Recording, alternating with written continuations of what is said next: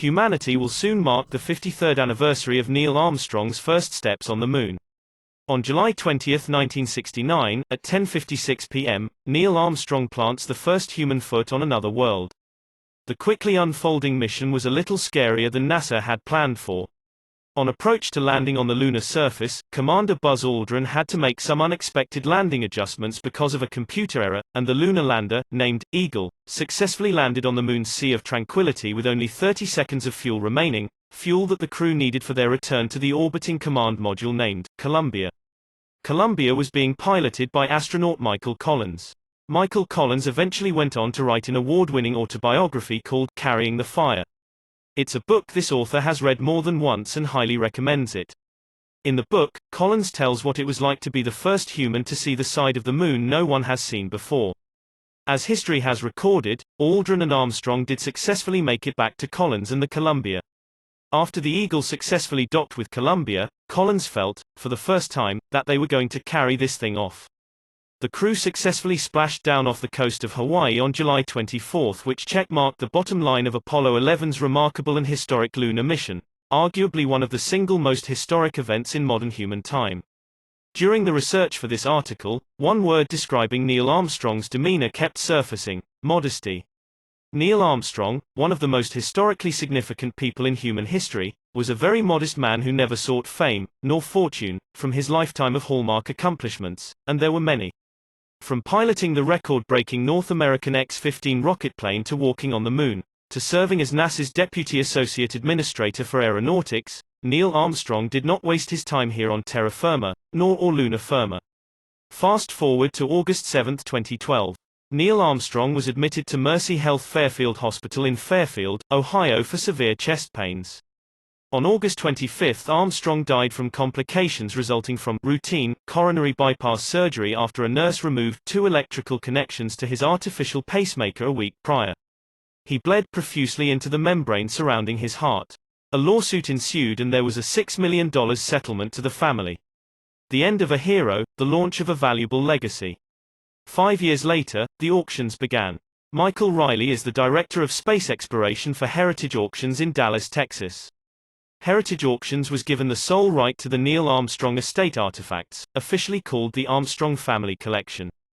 Heritage Auctions, established in 1976, is one of the most formidable auction houses in the world.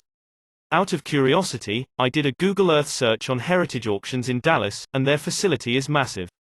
When speaking with Michael, it was very obvious how proud he was that Neil Armstrong's family had entrusted his company to disseminate these national treasures. Heritage began the space exploration division of their company in September 2007. Joe Garino, who was a physical trainer for the astronauts at NASA, was the subject of their first space exploration auction. Many of the astronauts befriended Joe and they would bring him collectibles from their flights. The auctioning of Joe's artifacts was the beginning of something big at Heritage Auctions. To date, the Armstrong Family Collection artifacts have netted the family more than $10 million. There have been a total of 6 auctions with 2 more planned. It is truly impressive that Neil Armstrong had the foresight to bring with him on the Apollo 11 mission what he did. Fabric from the original Wright Flyer. Pieces of the original Wright Flyer's propellers. A one-of-a-kind commemorative gold medal that ended up selling for $2,055,000. So, let's say you have an extra $2 million taking up space in your pocket, and you want to buy a one-of-a-kind truly historic NASA artifact, and Heritage Auctions just happens to have one on the auction block. I can't speak for my audience, but $2 million is an unimaginable amount of money to me. This author could buy a really nice P-51 Mustang with that kind of money.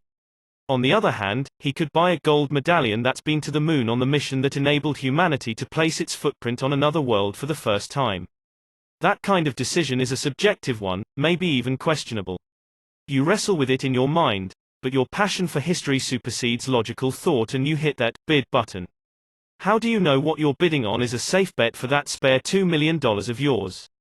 This is how we, and the rest of the world, know it's real and your $2 million investment is truly an investment.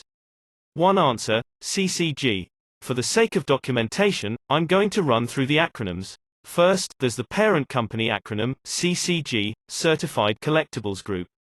CCG is one of the world's largest providers of expert, impartial and tech-enabled services that add value and liquidity to collectibles. The CCG companies include Numismatic Guarantee Corporation, or NGC, Paper Money Guarantee PMG, Certified Guarantee Company, CGC, Classic Collectible Services, CCS, Certified Sports Guarantee, CSG, Authenticated Stamp Guarantee, ASG, and Collectibles Authentication Guarantee, CAG. CAG is the company that certified the provenance of the Armstrong family collection artifacts. Since 1987, the CCG companies have certified more than 60 million coins, banknotes, comic books, trading cards, stamps, estate items, and related collectibles totaling more than $40 billion. Yes, that's with a B. CCG has offices in the United States, United Kingdom, Germany, and China. Thanks for visiting the Florida Pilot, and please subscribe to our YouTube channel and click on the bell for updates and future articles.